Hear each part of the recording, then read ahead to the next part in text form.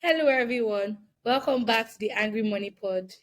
A big hello to all our loyal listeners and a warm welcome to those tuning in for the first time. In today's episode, we dive deep into public relations from the lens of an expert, focusing on practical ways of navigating negative PR.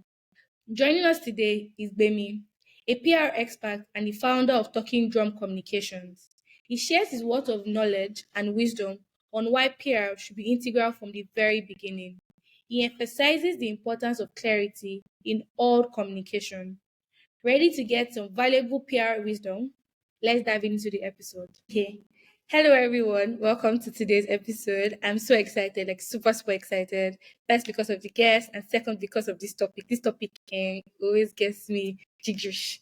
And I'm very excited to actually learn the right thing and actually learn about PR. Yeah, so today we're going to be talking about PR and basically how to handle it and how you should look at it as a founder. So sit back, enjoy because we're in for a ride.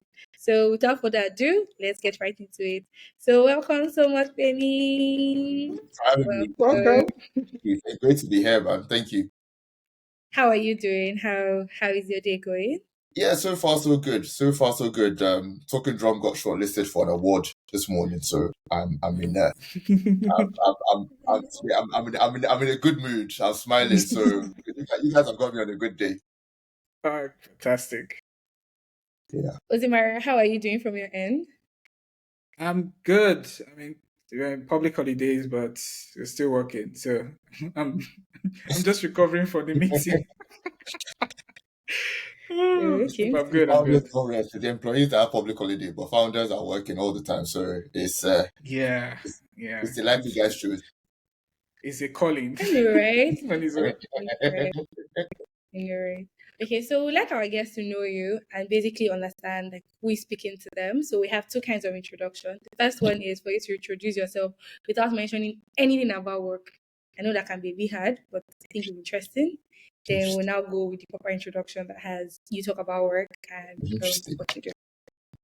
Mention something So, about work. Okay, so my name is Olugbeminiyi Idowu. I am a married father of two.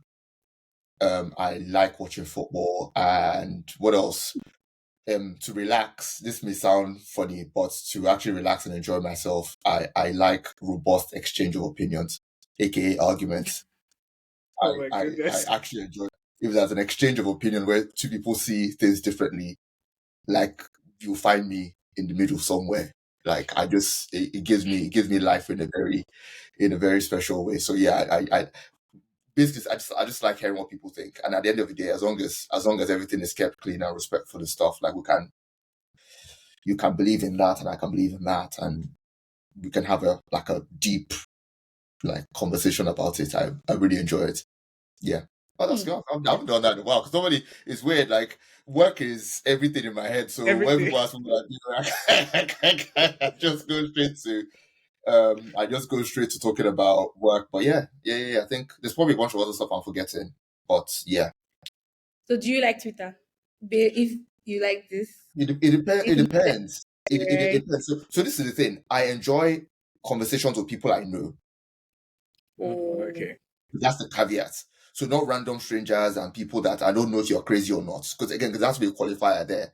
So if I've there has to be a degree or at least a degree of proximity, right? So if you're a friend of a friend, let's say I go to a friend's house, and another friend is there, then okay, we can have that conversation and kind of talk there.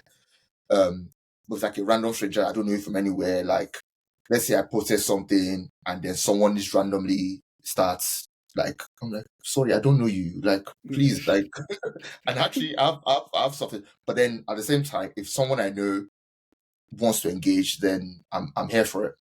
And I actually, like I said, I enjoy it. But there has to be some kind of proximity there. Otherwise, it's like I don't know if you're mad or not. So why am I wasting my time like arguing with a mad person? Like, yeah. yeah, that's fine. So how would you introduce yourself as a PR expert? As PR Or what? experts, oh, this is what I do all the time. This is what I do all the time. So, I'll go again. So, my name is Olugbeminiyi Idowu, and I'm the founder and managing director of Token Drum Communications. And what we do at Token Drum is we help businesses and organizations generally that are innovating in Africa, you guys kind of enabling new economic growth opportunities. We help them to, I think the best way to describe it, we help them to kind of unlock like the latent potential by building a brand that they can then leverage to attract talents, attract customers, attract funding, attract all sorts of different things. And the reason why I say the reason why I talk about latent potential is because if you look at it consistently, and I'm sure we'll go into this later in the conversation, all the there are many people doing great work out there, but if no one knows that you exist, you're making it unnecessarily difficult for yourself to achieve what you want. So are you trying to attract customers? People don't know you exist. That's going to be difficult. Are you trying to attract funding? If people don't know you exist, it's going to be difficult. Are you trying to attract talent? If people don't know you exist, it's going to be difficult. So name whatever business goal that you have. Having that effective awareness about the work you're doing is central to whatever kind of success. So what we do at Talking Drum is we help our clients to kind of curate and manage that perception of the work that they're doing that they can then leverage to achieve whatever kind of business success that they want. That's There's more very, to it. very Then that's something else I can talk about for 300 years, but for the sake of other things, I'll stop there for now. Wow, that's actually very interesting. And I think that leads me to my first question. What exactly is PR? Like a lot of times we hear PR. What exactly is PR and why is it important? Like I think that would be the Exactly, first it's question. PR. So I guess the easiest way to describe PR is the process of sharing or managing information to influence a particular perspective of an entity. Now, that perspective could be whatever you want it to be. That entity could be whatever. It could be a product, could be a human being, could be an organization. But PR is the goal is shaping a perspective, right? Now, like I mentioned earlier, you can now leverage that perspective to attract other things that you want. And the clearer that perspective is and the more effective that perspective is, that can then influence what you go on to achieve. But the aim for PR is to shape a particular perspective. And then you can talk about the strategic perspective in terms of, okay, what we're trying to achieve is X. So you want to shape a perspective that aligns with that goal, or what we're trying to achieve is Y, so try and shape something. So, for example, a company that is trying to get acquired, the perspective they're trying to shape of themselves will be different from a company that is, let's say, a company that is trying to acquire another company. So again, it's understanding those differences and make sure you're telling the right stories, make sure you're part of the right conversations, making sure that you're kind of saying the right things about yourself in the right places and all those kind of things. So that's what PR is. I think, yes, things like press releases and interviews and stuff, they play a huge role in the PR function, but PR is so much more than that. I think too often I hear people say stuff like, "Oh, I do PR," and it's like, okay, let's look at it. It's like, well, do you just send out press releases and do bits and pieces on the side? Like, if you're gonna do PR properly, if you look at the serious people that do PR properly, it's not just about sending press releases. It's so much more than this kind of press releases are important. Don't get me wrong; they're very essential. Like, you can't do PR. Like, it's a core part of the PR toolkit, but it's one element of a wide range of tools. Okay, that's actually very interesting. And I think it's the first time I'm hearing this about PR because a lot of times it just feels like, oh, people just really throw the words around. So why is it important? Like, why should people really care about it? Because Why should people care about it? I think I'll go back to what I mentioned before. Excuse me. sorry. It's really about what you're trying to achieve. So PR is if you let's look at the African ecosystem, for example. There are fintech companies that are older than Flutterwave, they're older than Paystack, they're older than all these companies.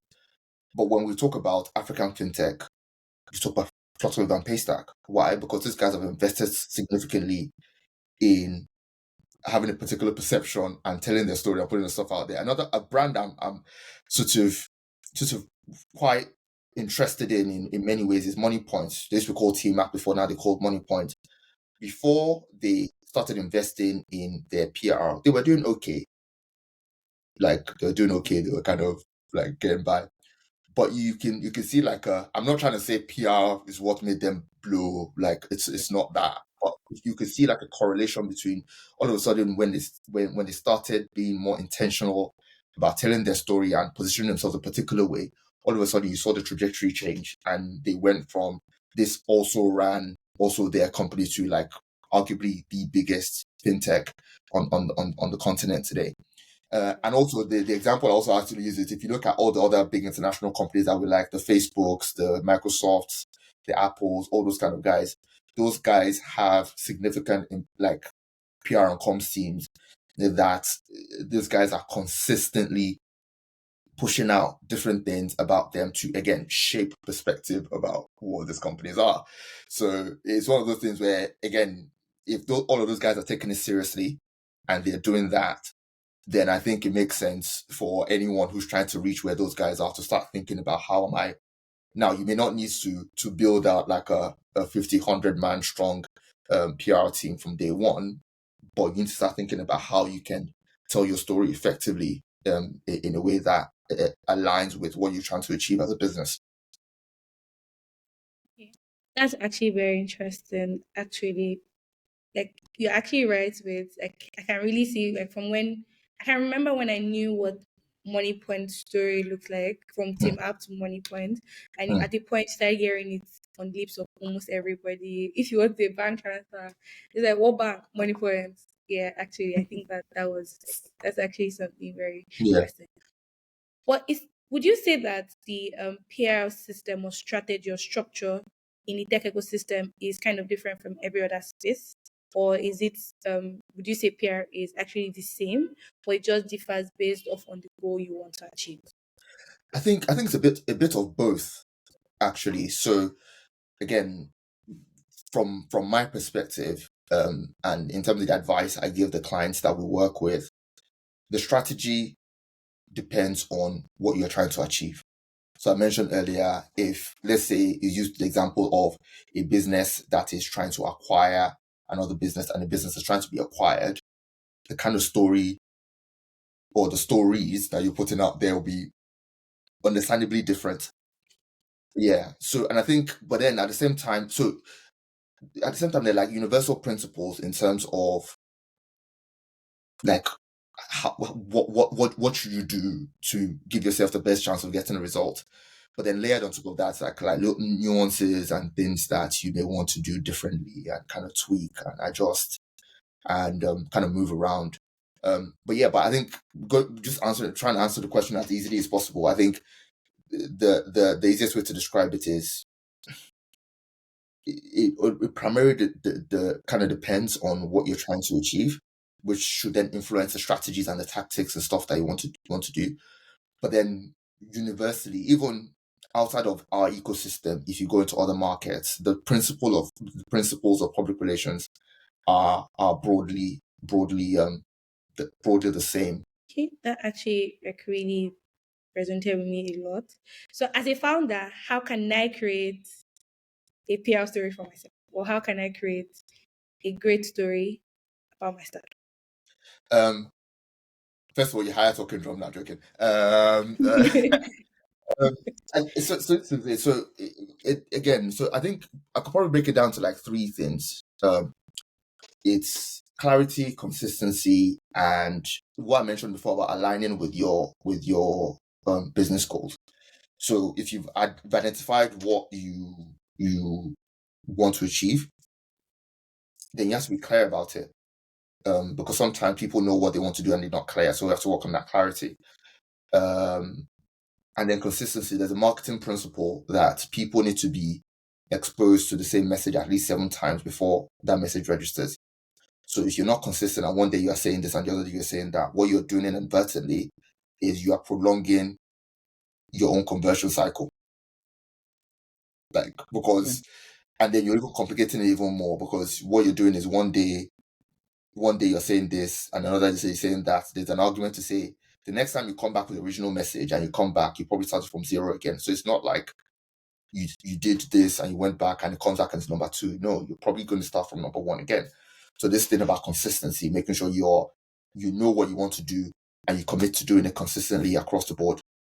And again, so those 3 things basically are, there's more to it, right? But in a very basic way, just having that kind of clarity and consistency. One of the things that really kind of rubs me off the wrong way is that when I'm reading an article about someone that's announced a new product or new service or they're doing something, and I'm reading through it and I'm really intrigued, and I'm reading through it, I'm like, I don't get it.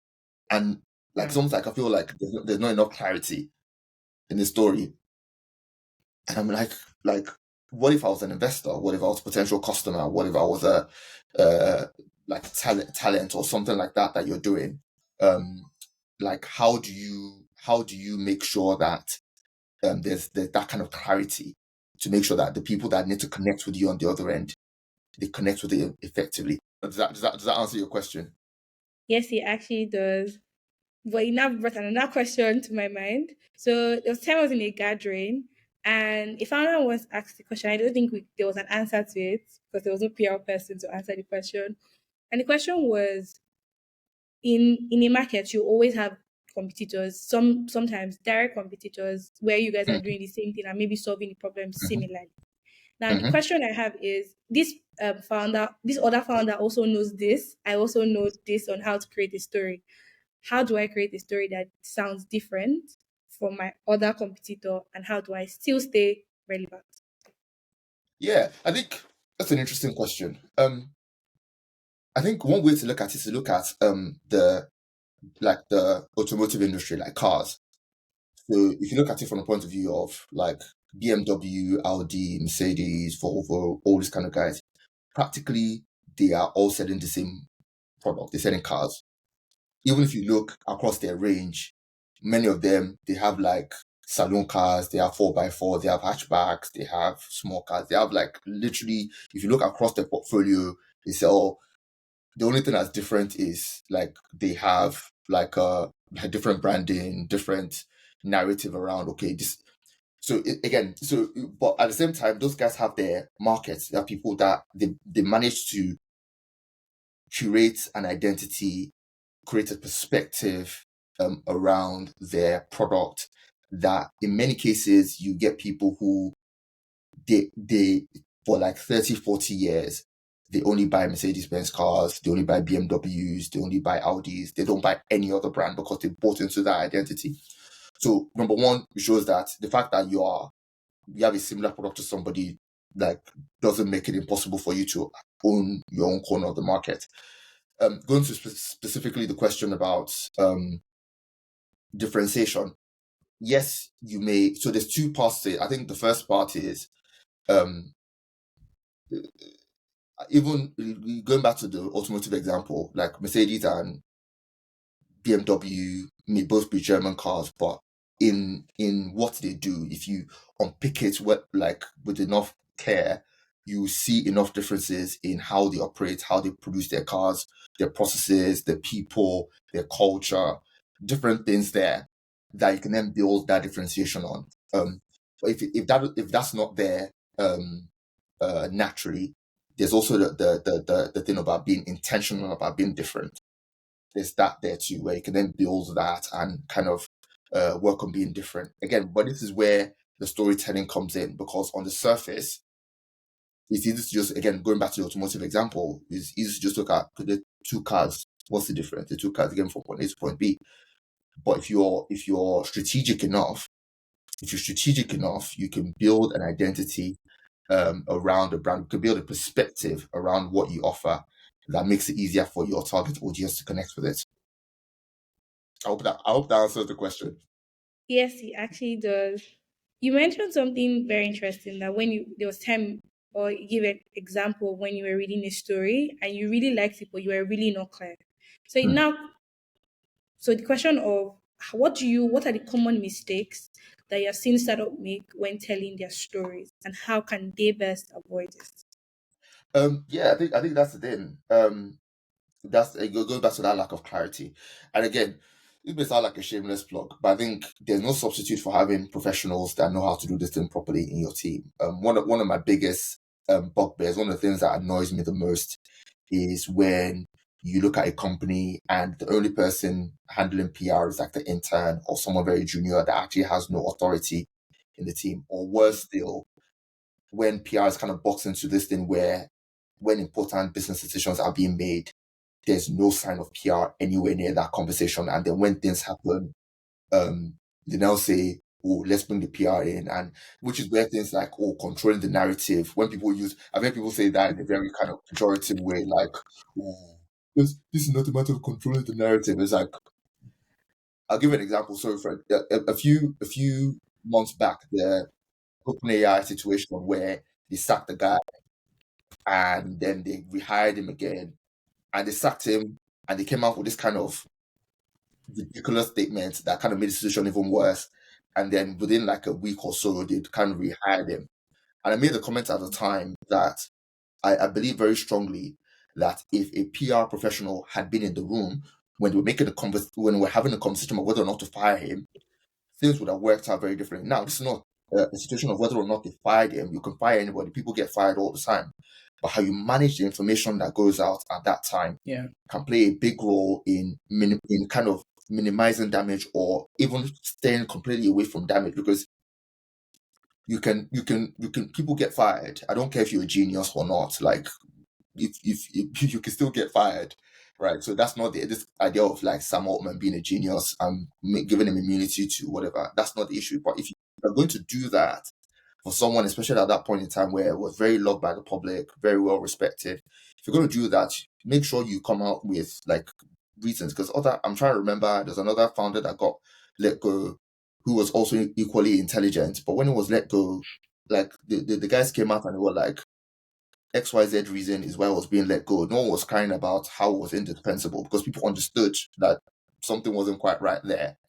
But what often happens, especially in our ecosystem, is PR and comms generally is often regarded as some kind of nice to have thing on the side, like, oh, we don't need it, we can do this thing ourselves. And then people kind of box themselves into the situations unnecessarily. Again, going back to the brass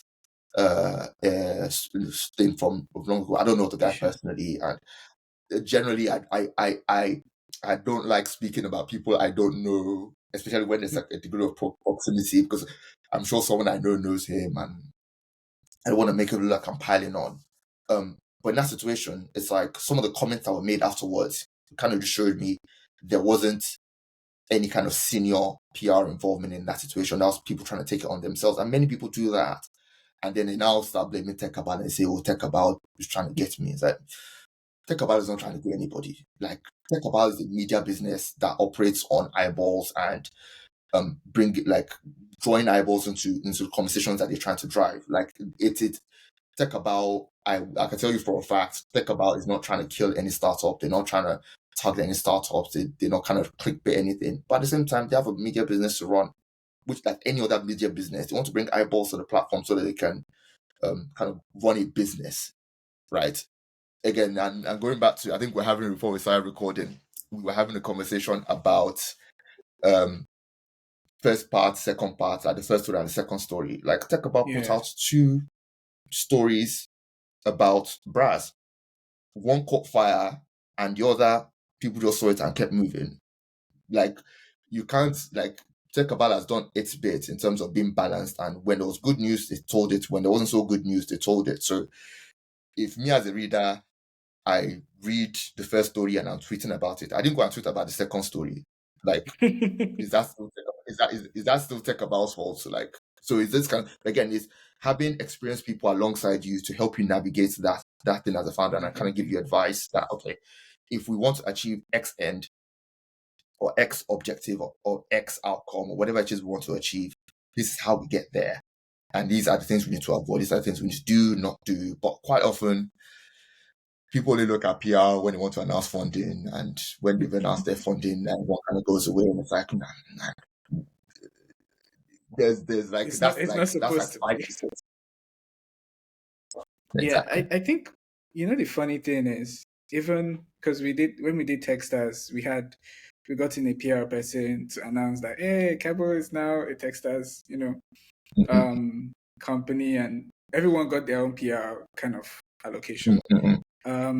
And that was it. That was like the end of the PR conversation at that point.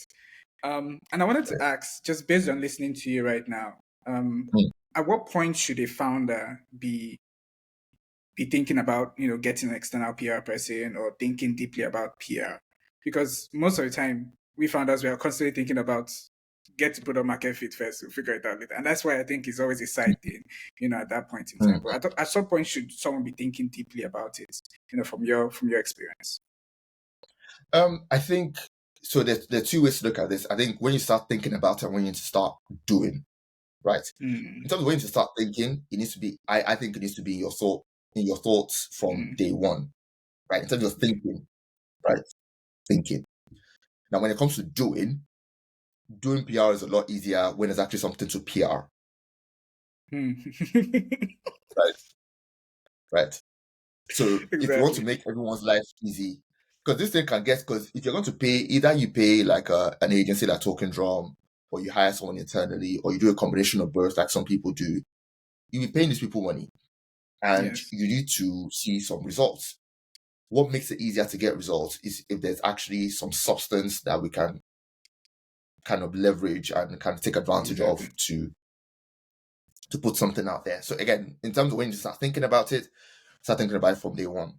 I mentioned earlier about, if you look at all the companies, name any big successful company that you know, they invest significantly in their comms function, right? Yeah. And so if that's a common theme across all successful companies, okay, there's an exception of like someone like Elon Musk at X or Tesla, whatever, like he famously doesn't have a marketing team. We can try that one and try run that play. It's you could make it work, but good luck to you, because he's the exception, is not the norm. Yes. Right. Exactly. So if you can make it work and do it for yourself, cool. But the vast majority of people have a home team that manages that part of the business. And then there's accountability, there's reporting lines and targets and all those kind of things that you can do as well. But yeah, like I said, I'm a big believer in following the path that someone else has walked to where you're trying to go, rather than you trying to always invent a new path where you don't know where that path is going to lead. Is it going to lead you to promised land, or is it going to lead you over a cliff where you're going to fall over? Like, you don't know. But yeah. And you've mentioned something about Brass. We are customers of Brass. Probably we're the first 10 customers of Brass, funny enough. So we've been with Brass since the beginning. And I can remember when it happened. We're like, oh, okay, we stand with Brass. Nothing's going to happen. And everything. And they're back now and everything is working fine. But I want to sort of highlight that experience, because I think that's probably fresh in everyone's mind.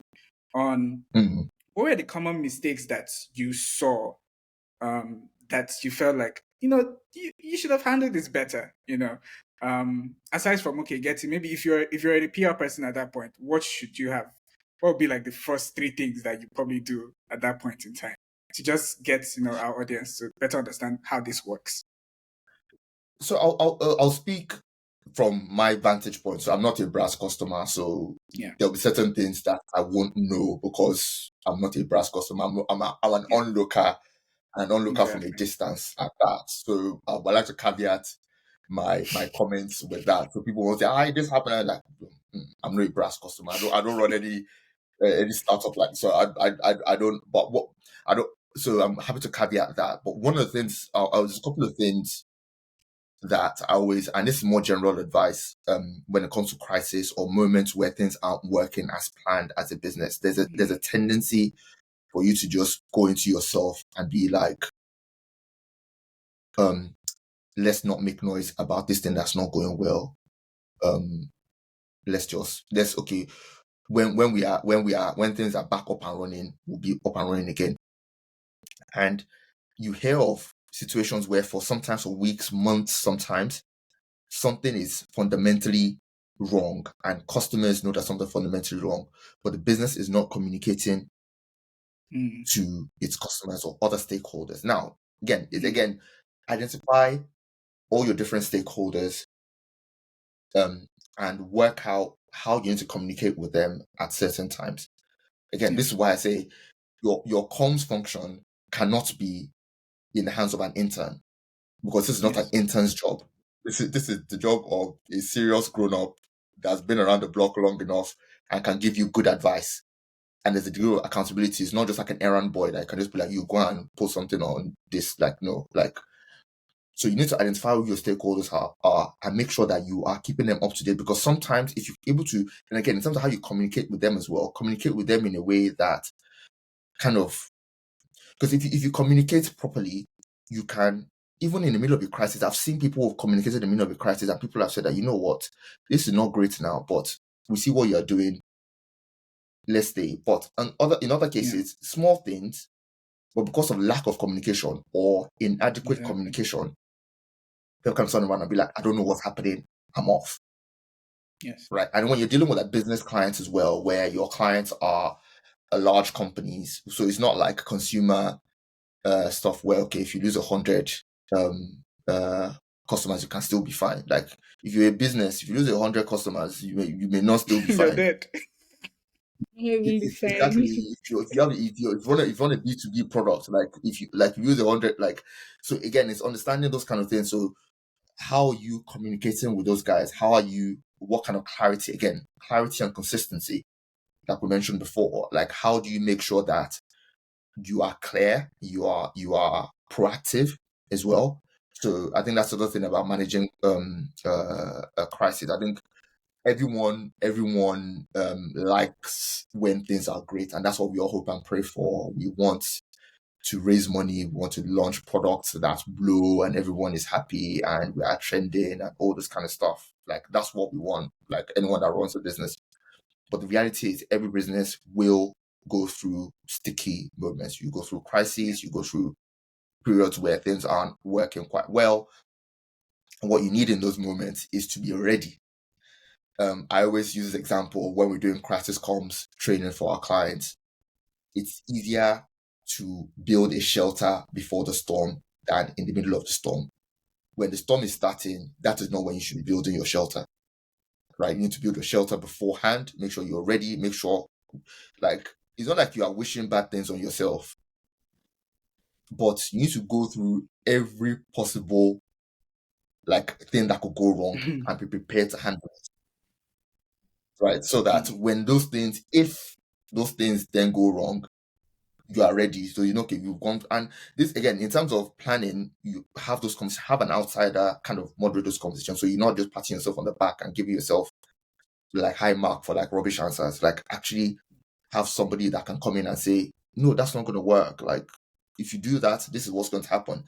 And someone that can challenge you and kind of push you towards actually having like a robust process in place, so that, for example, if you're having downtime, if you have like a cyber attack, if you're having technical issues that are lasting longer than you want it to last, how do you communicate effectively with your stakeholders in that time? What do you do? What don't you do? Like, how do you kind of navigate your way to a successful conclusion? So yes, it's just kind of thing. We can talk about crisis calls for ages. I'm actually I'm one of those, because this is my job. I study crises and I kind of spend a lot of time kind of observing how things lead to other things. And it's what I do for fun. So you mentioned a lot around like planning, like just thinking around the planning phase, and I feel like that's probably the most intentional part of it, and where the need for a PR person is involved. Because for other organizations, they're probably not thinking. Everybody's thinking everything's going well, and we hope that everything continues to go well. And you just mentioned that, that's the goal. Everything should go well, but you have to have a plan for when things actually, and it might not even be your fault. Like, you could literally be a cyber attack and you're just waking up in the morning and you're seeing that all your customers can't log in and they can't withdraw money. So how do you handle that? Right. So you mentioned a lot about just managing and planning that. How do you even prepare the team? Because I know that I feel like the PR team is on its own. and there's every other other departments around. How do you manage all that hope with every single person involved so that there is some synergy from the company's perspective? That's a good question. I think again it's layers, right? So in every company you have your hierarchy, you have people that need to be aware of certain things, and so basically you kind of work with that, and you work with who needs to know what when, and how do you cascade information down. How do you cascade information down to make sure that everybody that needs to know knows what it is. And one common mistake that people make is they rely on hope. We're very They rely hopeful. on hope. Yeah, so it's like again, what someone said, someone said something to me about a year ago, and it stuck with me. He said, "Hope is not a strategy. Interesting. Hope is not a strategy. Like you need to have a strategy in place. Like so you're not hoping for things to just happen. You need to have like practical steps. So if you have an outcome, again, going back to what we said in the beginning about working towards a particular outcome, you have your strategy to reach that outcome. So if your outcome is, if a crisis happens, we want to manage it properly. If that's the outcome you want, what is your strategy to make that happen?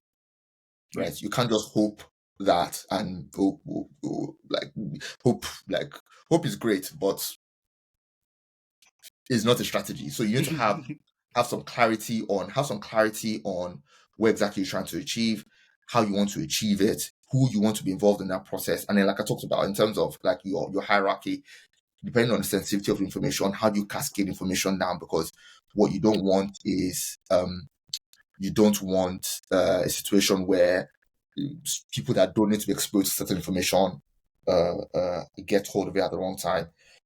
Excuse me. And then again, going back to the thing about stakeholders as well, like you have external stakeholders, internal stakeholders. How do you make sure that, do you have something in place to make sure that if something goes left or right, instead of going straight, like how do you make sure that, okay, these people need to know so that they can then go and do X, Y, Z, or okay, they don't need to know yet.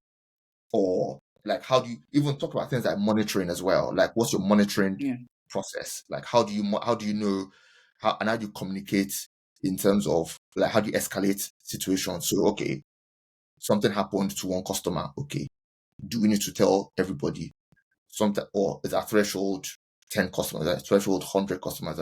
All these different things you need to think of. So, like I said, is better to have a plan and not need it than to need a plan and not have it.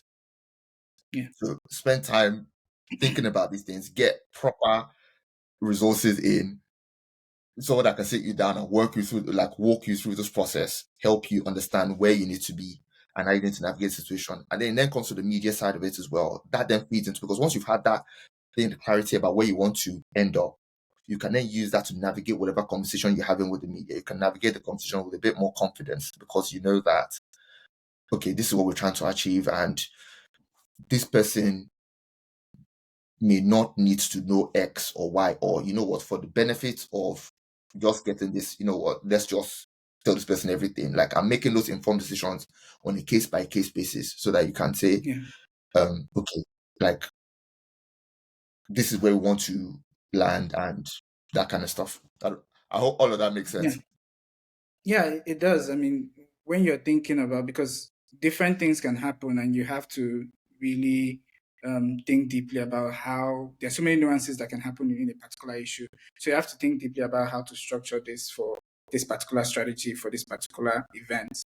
But I want to do like a quick exercise so we can find something really, let's say, practical to start with. So for example, this is an example, guys. This is, I'm not saying Okay. anything I'm bad. here. I'm listening. And let me use a very public company. Let's say GT Bank. Let me not mention any startup. Okay. GT Bank is probably too big to fail. So let's say, for example, GT is having, there is a news that comes out that, they've had like a serious cyber attack, right? And half of customers' deposits are gone. Like they've literally stolen everything, right? And they've converted it to Bitcoin or something, cryptocurrency, and everything has just disappeared. It disappeared into. And that's it. That's the context, right? What is the possible strategy and plan that you can possibly put in place to make sure that GT Bank navigates around this whole thing? I'm just curious to see how that works. Interesting. So the first thing I'll say is on these things, like hypotheticals are unless in control situations. I'm sure people will listen to this and be like, ah. And also, I like to put the caveats that I don't know enough about GT Bank and the internal processes, so I can advise that. Because again, a lot of this doesn't depend on what the internal processes are, and they can then use those to guide. But one thing I will say in terms of like a central principle is, first of all, you need to know that at the end of everything, when all is said and done, or maybe not even said, because there's a conversation around sometimes in crisis situations, should you talk or shouldn't you talk? When should you talk or when should you not talk? Now, in this situation, it's a big deal. It's a half the deposit, so obviously you need to come out and say something because people will talk. But then my advice, if GC Bank was sat in front of me now and asked for my advice, what people want to hear in that moment is what are you going to do about it? What are you going to do about it? Okay, we know that this has happened. What are you going to do about it? And you need to have a good plan, right? So again, this is a situation where now that plan is now not a PR person's responsibility. It's not my job to configure how your technology works, to how your process works, how all those kind of things work. My job is to absorb that information and help you communicate it properly. It is not my job to help you figure out how to get money back from people that stolen money. Like, I'm not a what's it called, recovery specialist. That's not my job, right? And I think PR should be honest enough with themselves. If you're honest enough with themselves, sometimes we're like, look, yes, we can critique things and we can probe and we can ask questions and say, hey, can you give us more information on this? Can you give us more information on that? But the honest truth, in my opinion, is in that kind of situation, like, you need to gather everybody around. So again, one of the things we advise our clients on in terms of crisis is when the crisis, before, again, in terms of the plan and the strategy. So if you have a situation where you know, okay, there's a crisis, who needs to be in the room to manage that crisis? Right, get all the right people in. Ask yourself the honest question about who needs to be in. Like, yes, obviously get your legal people in, get your comms people in, so that they can be part of the conversation. But if it's something tech related, make sure your CTO, your head of product, like all those kind of guys, make sure they're in the conversation. And then based on what comes out of that conversation, you can now brief your comms team to communicate in a way that brings things, like, kind of at least slows down the snowball going downhill, like slows it down, gets it under control, and then steers it back into a place where it makes sense. Again, these kind of things can be difficult sometimes because, like, there's so many unknowns, and like I said, I don't know anything about how GT Bank's internal infrastructure works, so I don't like. It's difficult for me to say they need to do X, Y, Z. But if it's a client that I know how the internal infrastructure works, then it's easier for me to come out and say, like, to give more precise advice. But hopefully what I said still makes sense. Yes, it actually does. Actually, it does. Having to really know. So it's not just really on the surface level. First thing to do is when sort of thing happens, call the key people to come into a room. Let's find out, okay, what exactly is this? What is the plan? And communicate this plan to the PR, not waiting for the PR to come up with a plan. Then now it's PR's person's duty to now see how to communicate this. So the goal is to, first of all, keep every user calm and share, oh, these are the next steps on what you need to do. Then just make them really calm and just realize that we're ahead of it. I think that's like a very general thing. People want to know, what are you going to do about something, instead of just not saying anything. And keep people calm. Don't so the principle I have when it comes to crisis management, what your goal is to bring the crisis to the swiftest and most favorable conclusion. Right? Bring it to an end. So you saying something that's going to add more fuel to the flame is not like don't do that. Make sure that whatever you are saying, if you agree that you're in a crisis period, and that's probably step one. When you're in a crisis, know you're in a crisis, right? And when you're in that crisis moment, be able to look at yourself and be like, okay, how do I make this thing end as quickly as possible? In some cases, like the crisis will end by itself. You don't need to touch it. In some cases, it will end when you say something and after one day. Some crises will last a month. But what you don't want is a crisis that will end by itself today, lasting for another month because you went and said something you shouldn't have said. But at the same time, what you don't want is a crisis that will end today if you said something lasting for a month because you didn't say, like, again, you need experienced hands, experienced minds in the room to make sure that you are making the best decision to, again, go back to the outcome of bringing it to the swiftest and most favorable conclusion. Yeah. I have a question, just a quick question on that thing. Yeah. And the question would be, when do you know when to say something? And when do you know when not to say anything? Do you want to give like specifics? When should I So not talk and when should I talk?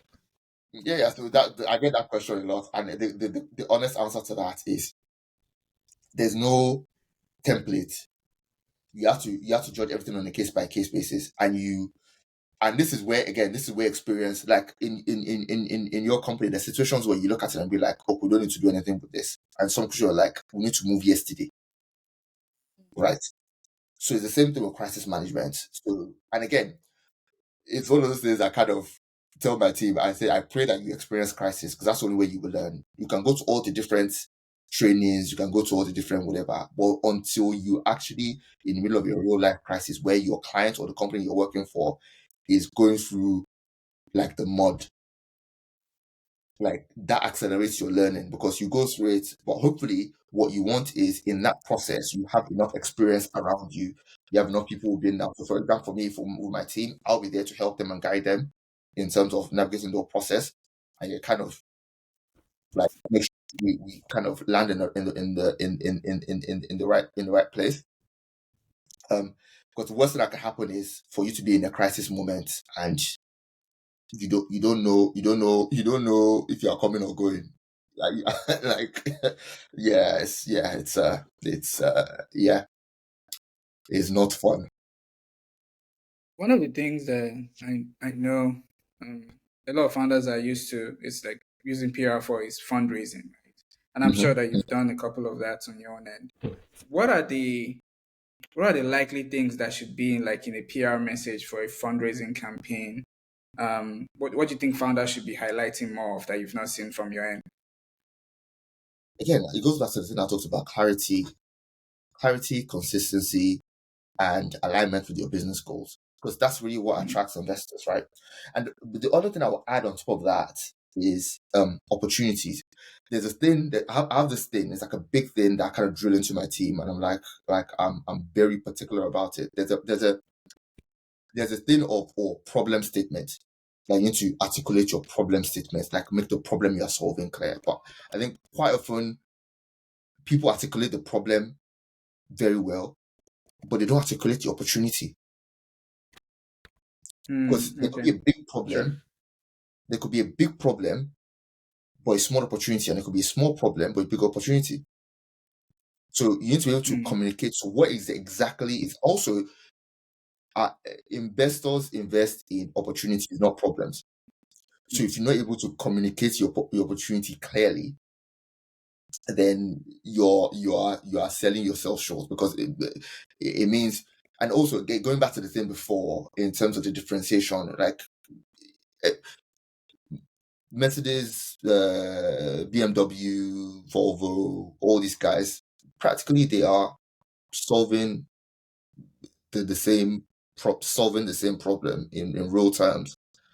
But when you unpick it and you actually drill a bit deeper into what they're doing, then you see that, okay, there is how do you call it? Like the opportunity they're enabling is the same problem in largely the same market, but the opportunity that they're enabling in those markets are slightly different, and that's how they corner the different corners of the market, and that's how they differentiate themselves going to get investment.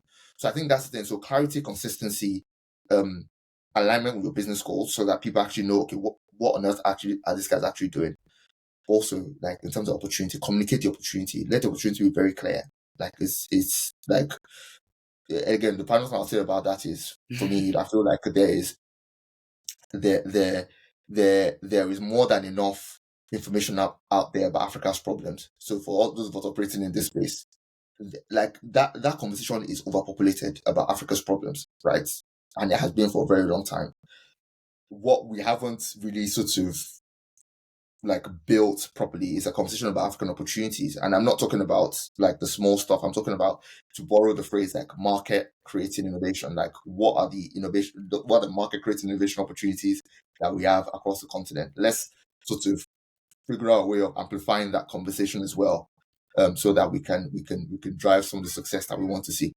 That's really, really amazing. Again, I'm leaving this session or this episode with clarity and consistency. So I'm guessing I'm going to the team on Monday or after this break and saying clarity and consistency. They're going to hear from me. So we're winding up already, and this was really amazing, like really amazing, really Thanks. I've had a good conversation. It's been good. yeah. So we're running off, and this session is to ask you really random questions to get to know you again. So, as you said already, you like watching football. So, the question I would ask is, would you say books or movies? If it's books, what's your all-time favorite book? If it's movie, what's your all-time favorite book? So it depends. So now the problem is, in an ideal world, right, where I had all the energy and all the time, I will pick a book all day. I'll pick a book all day. But I just think, to me, books, I like writing. Like books do so many things for me mentally. So it's like book. But right now, I don't have as much time. And also, I try to read after like 2 or 3 pages. The eyes are closing, and I'm Moving dreaming on. about reading book rather than reading the book itself. So, Yeah, reading the book. so I'll read. So my favorite book, there's a couple actually. There's a book I read before I started Talking Drum, and the book is called Black Box Thinking. There's 2 books actually I read before I started Talking Drum. Like by coincidence, I was reading the book, and then someone kind of had a conversation with somebody, and so I read one book, I read another book, and then someone had a conversation with me in the middle of reading the second book, and it was like, I have to do this. I have to do this. So those 2 books are, the first one is Black Box Thinking, a book by a guy called Matthew Said.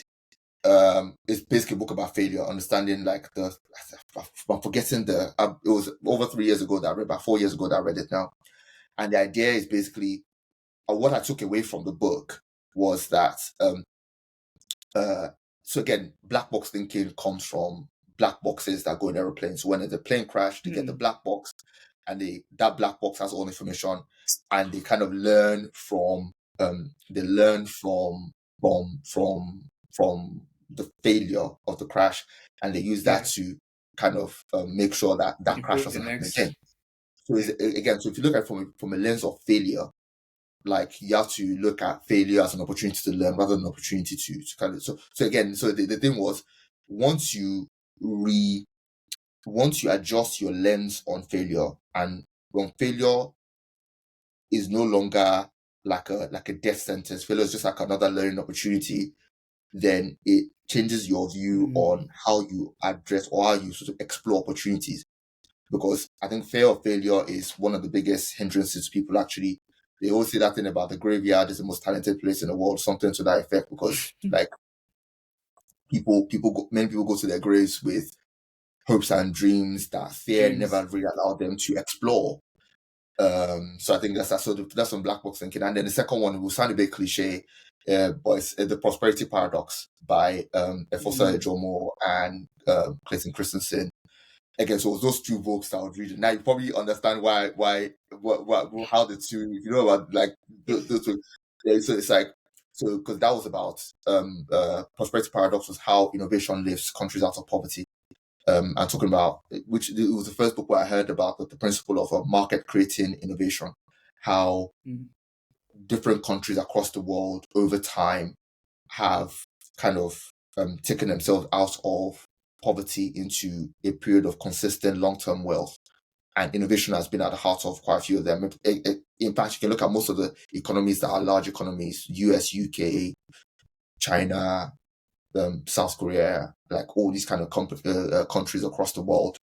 that we all look at and respect as big economic powerhouses. There was a time in the not too distant past where they were going through a lot of economic. Even look at India now as well. Yes. Look at they're going through similar things, and innovation was a trigger that unlocked something for those guys that then, for me, from a very personal point of view, I think why can't that be the story of Africa?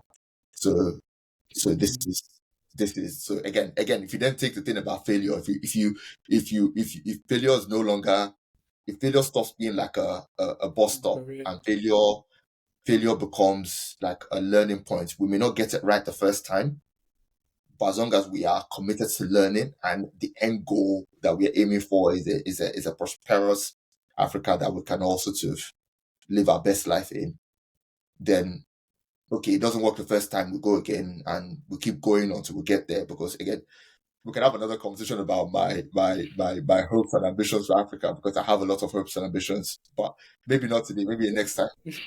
Yeah. Yes, you do. I can even hear it from your voice and how passionate you are about Africa. So a quick question would be your next favorite song. So we're creating a Spotify playlist for all of our guests. So what's that song that gets you all yay, or just kind of describes you? I'm not really. This is gonna sound bad. Like No, it's fine, don't worry. so it's like, it's weird because so like music is an interesting thing. So I'll listen to music, right? But for me, it's like I don't dance very well. Like I saw a video of me. I can't dance. I think that's just, it's like I don't dance very well. Me trying to PR my way out of my inability to dance. My friends know, like I just can't.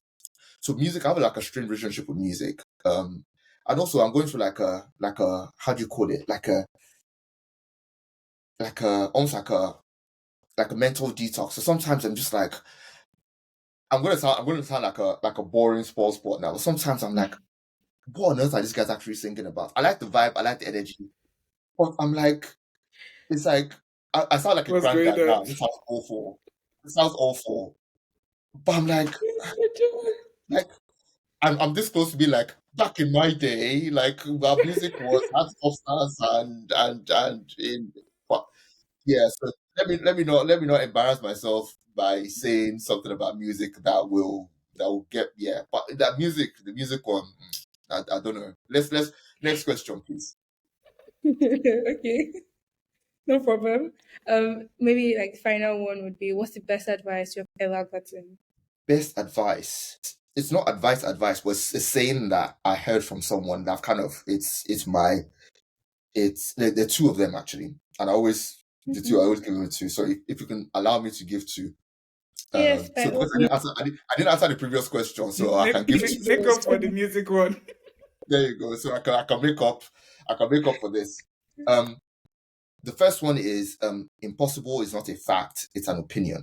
Right. So that's the first one. And for me, it's like I live by that. Impossible is not a fact, it's an opinion. And the second one is hard work beats talent when talent doesn't work hard. So those two things for me, especially the second one. The second one is the story of my life. Like the trajectory of my life changed when I started working hard. It changed. Like it's as simple as that. So those two things. Impossible is not a fact, it's an opinion.